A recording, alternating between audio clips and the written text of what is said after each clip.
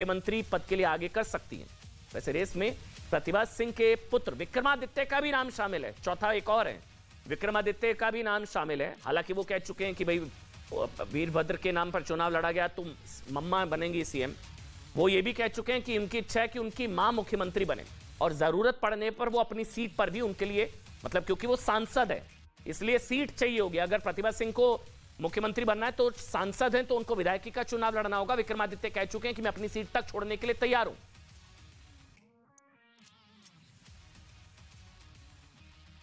और एक और बड़ी खबर यह है, सुखविंदर सिंह सुक्खू का स्टेटमेंट आ गया है।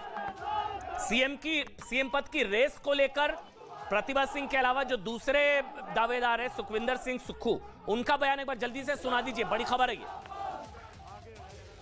कांग्रेस पार्टी जीती है, कार्यकर्ताओं में जोश है और मैं एक बात स्पष्ट कर देना चाहता हूं, हम कोई मुख्यमंत्री की रेस में नहीं है, हम कार्यकर्ता है। अब देखिए, कांग्रेस के लिए दुविधा यह है कि अगर वो प्रतिभा सिंह को मुख्यमंत्री बना दे तो उन्हें हिमाचल की किसी सीट से विधानसभा का चुनाव लड़ना पड़ेगा और जीतना होगा। उनको विधायक बनना होगा क्योंकि वो तो सांसद हैं। फिलहाल वो अभी एमपी हैं, लोकसभा में सांसद हैं। और अगर वो चुनाव नहीं जीत पाई प्रतिभा सिंह तो यह अच्छा संकेत नहीं होगा। कांग्रेस का एक गुट प्रतिभा सिंह के पुत्र विक्रमादित्य को सीएम बनाने के पक्ष में नहीं है।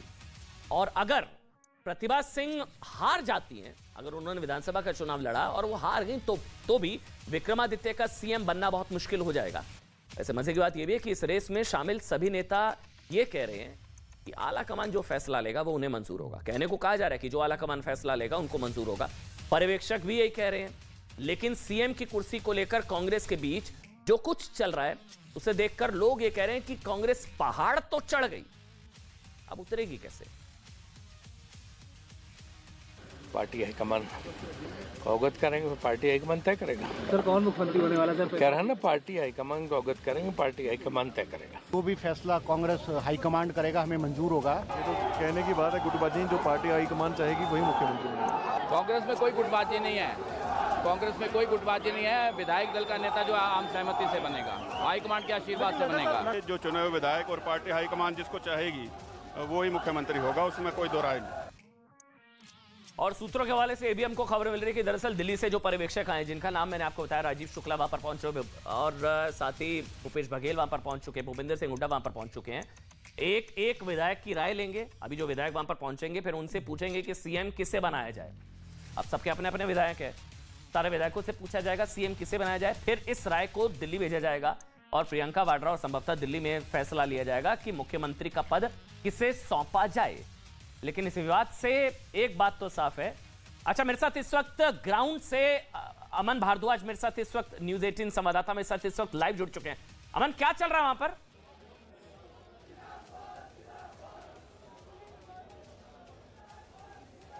देखिए, इस समय मैं कांग्रेस दफ्तर हूँ, राजीव भवन, और आप तस्वीरें देखिए। नारेबाजी एक तो समर्थक जो है प्रतिभा सिंह और सुक्खू के वो कर रहे हैं, और दूसरी ओर इसी बिल्डिंग की ग्राउंड फ्लोर पर जो सीएलपी की बैठक है वो पिछले 15 मिनट से चल रही है और उसमें चर्चा की जा रही है कि किसके नाम पर मोहर लगाई जाए। और एक ये भी जानकारी है कि मुकेश अग्निहोत्री जैसे और विक्रमादित्य इकट्ठे एक साथ एक गाड़ी में आए और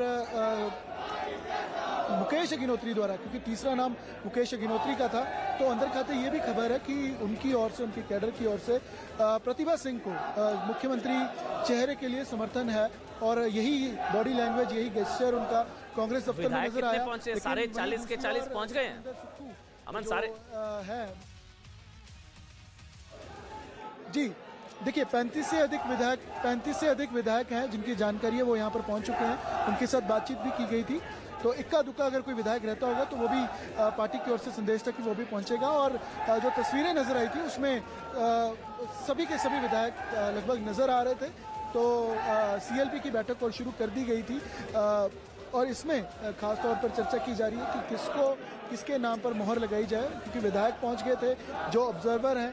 अब देखिए, जैसे ये कुछ विधायक पेंडिंग थे तो ये भी पहुंच गए हैं। जो विधायक रह चुके थे तो वो भी अब पार्टी दफ्तर पहुंच रहे हैं ऐसे ही। और सीएलपी की बैठक लगातार जारी है, उनमें पक्ष सुना जा रहा है कि किस तरीके से कौन क्या कैपेबिलिटी रखता है, किसके नाम पर मोहर लगाई जाए, और क्योंकि अपना अपना पक्ष सभी ने रखा है और मुख्यमंत्री किसको बनना है ये CLP आज डिसाइड करेगा जी। और दावेदार कौन कौन है एक बार जल्दी से बता दीजिए, कितने दावेदार हैं, कौन कौन है?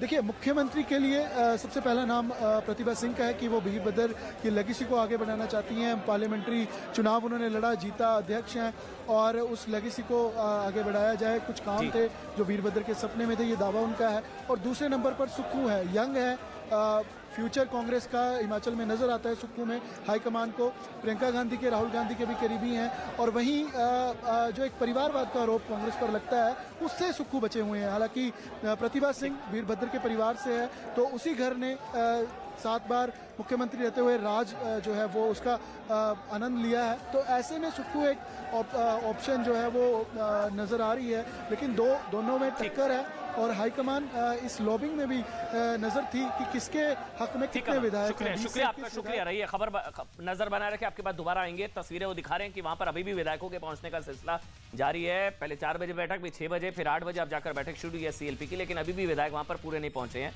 और लेकिन इस विवाद से मतलब एक बात तो साफ है कि जीत के बावजूद कांग्रेस की राह आसान नहीं होने वाली है।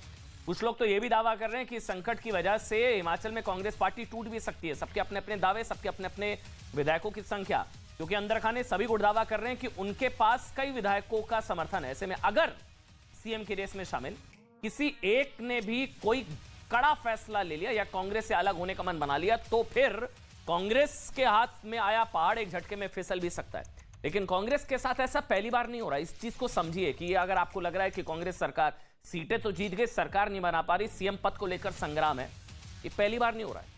साल 2020 के मार्च महीने तक मध्य प्रदेश में कांग्रेस की सरकार थी, मुख्यमंत्री थे कमलनाथ, लेकिन इस पद को लेकर उनके और ज्योतिरादित्य सिंधिया के बीच लगातार रस्साकशी चल रही थी।